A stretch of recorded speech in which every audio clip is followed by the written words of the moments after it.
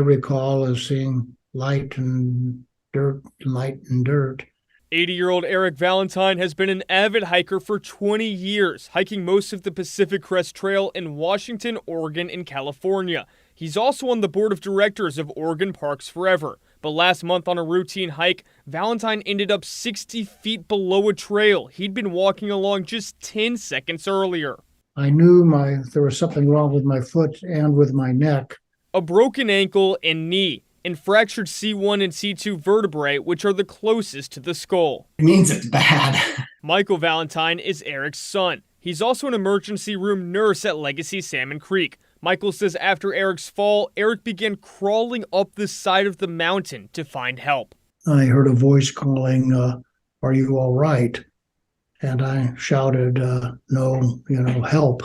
A driver spotted Valentine and soon waved down a Boy Scout troop canoeing in the river below. If no one saw him, it might have been a pretty miserable night out on the trail. Kavanaugh and Troop 77 scouts from Eagle, Idaho began administering first aid on Valentine, who himself has been involved in scouts for more than 40 years, 20 as a scoutmaster.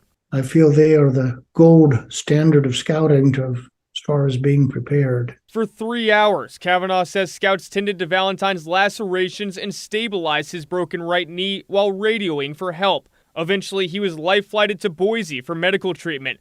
That's when Valentine's wife, Meg, received this text, telling her not to panic, but her husband was being flown to the hospital. Not knowing quite what I would find, even though they said that he was stable and conscious and all that, you still wonder what can happen in those hours. But without being spotted by drivers and help from scouts, Eric knows his fate could have been much worse. What I do recall coming to my mind was just wondering how it would end. Eric is now back home undergoing physical therapy. He says he's feeling well and has little pain. Valentine is hoping to make a full recovery by the end of August. Thomas Schultz, KGW News.